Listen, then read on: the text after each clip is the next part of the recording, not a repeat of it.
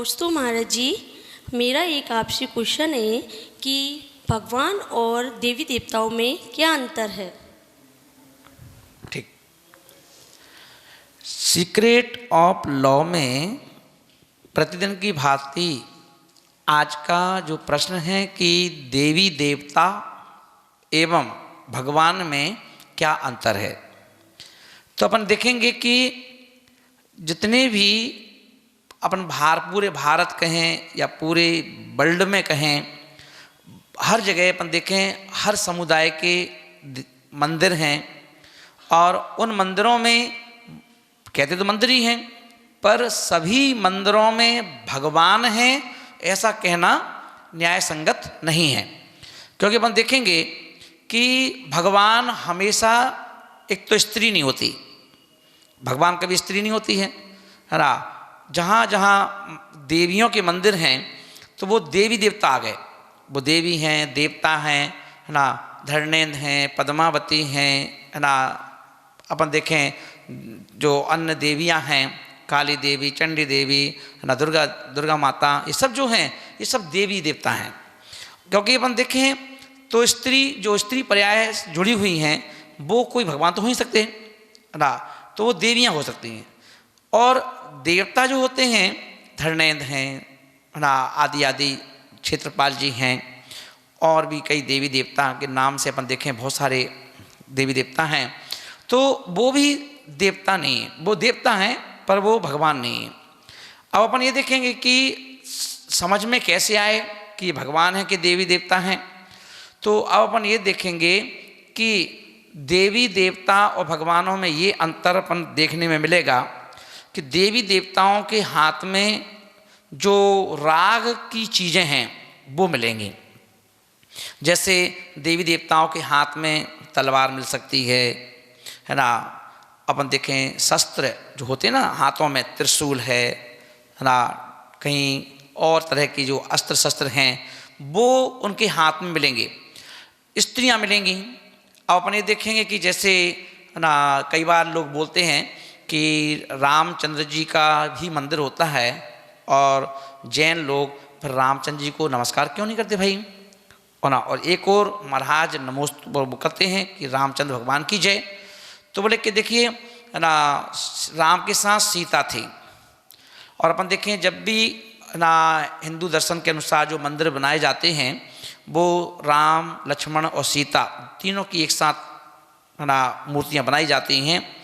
तो अपन देखेंगे कि भगवान के साथ तो स्त्री कोई होती ही नहीं है, पर राम भगवान है। तो जब तक वो है ना उनके साथ सीता थी, जब तक वो भगवान नहीं थे। जब उन्होंने अपने भाइयों को, अपने पिता को, अपनी माताओं को, सबको, लव कुश को, सबको छोड़ करके और वैराग को धारण कर लिया, और वैराग को धारण करके उन्होंने केवल ज्ञान, और केवल ज्ञान के बाद मोक्ष जो प्राप्त कर लिया, अब वो भगवान हो गए। तो भगवान के साथ देखिए क्या क्या नहीं होगा जिसे अपन भगवान कहेंगे। तो जो भगवान हैं उनके साथ ना तो किसी प्रकार की कोई सवारी होगी, है ना, कि वो शेर पे बैठे हैं, कि वो किसी और पे बैठे हैं, कोई नहीं। भगवान कभी किसी चीज़ पे बैठते ही नहीं, तो उनकी कोई सवारी नहीं होती, पहली बात। दूसरी बात यह है भगवान के साथ किसी प्रकार की कोई स्त्री नहीं होती, है ना।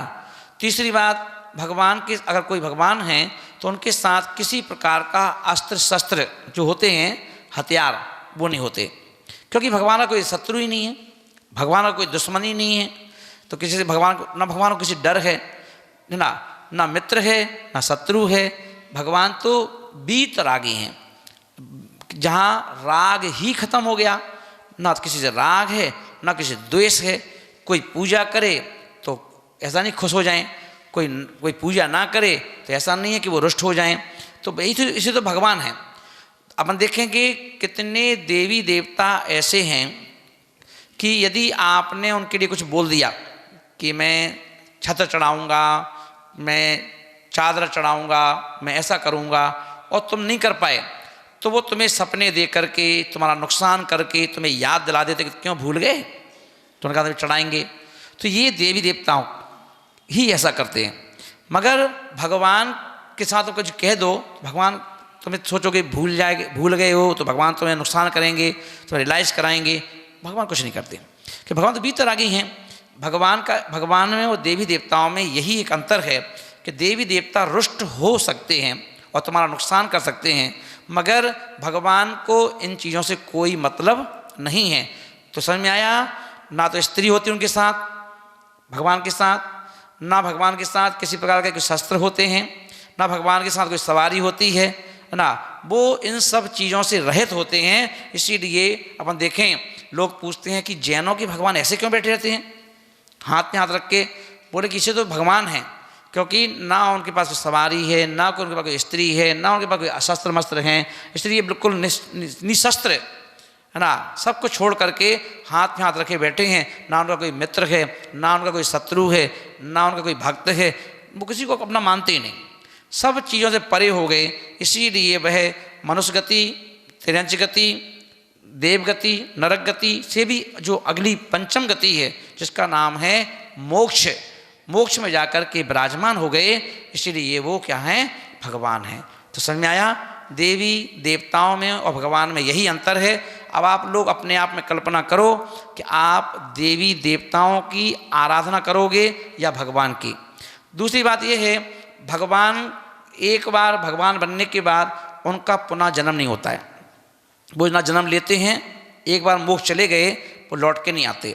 और देवी देवता हैं, उनका अभी मरण होता है, जन्म भी होता है। तो जो भी देवी देवता हैं ना, मनुष्यों की आयु वर्ष में होती है, 70 वर्ष, 80 वर्ष, 90 वर्ष, 100 वर्ष। और देवताओं की जो ना आयु होती है वो सागर पर्यंत होती है ना, इतनी आयु के धारक होते हैं, पर उनकी भी सागर पर्यंत आयु होने के बावजूद फिर वो जाकर के मरते हैं और फिर जन्म लेते हैं, फिर मनुष्य बन सकते हैं। तो वही देवी देवता मनुष्य बनेंगे, वही देवी देवता है ना, उनकी गति बिगड़ भी सकती है, सुधर भी सकती है, सब कुछ हो सकता है। तो इसलिए वो भगवान नहीं है, और भगवान भगवान हैं, देवी देवता देवी देवता हैं।